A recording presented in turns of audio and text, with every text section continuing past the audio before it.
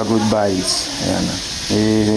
Umaano sa social media ngayon na mayroon ng darating ng malaking bagyo at malaki pa sa Pilipinas. Yung mapula dyan. Ayan.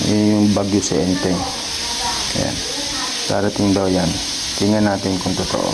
Kung legit yung lumalabas sa mga social media na bagyo na mas malaki pa sa Pilipinas. Tingnan natin. Ang alam ko 13, 16 ganun dating niya. Pero bibilisan natin. Ayan. Sunday na yan. Sunday. Maganda panahon yan. Ayan. So, anin natin. Ayan.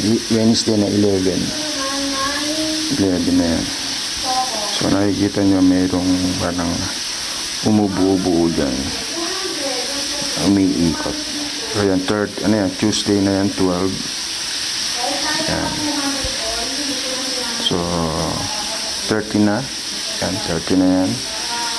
Yan, medyo pumapangit na ang panahon natin dyan. So, habang maaga, 1 week before, yan, pumapangit na yung panahon natin. So, ayan, mumula-mula na siya. Ayan. Ayan. Hanggang 15 lang siya. Tingnan natin. Ayan siya, oh. Medyo sa baba. Namumula siya.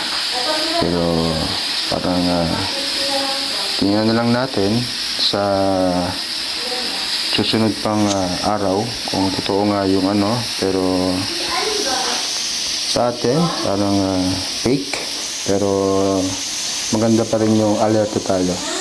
Maganda rin yan sa atin yung mga lumalabas sa social media para maging handa tayo. So thank you guys, magandang gabi, goodbye.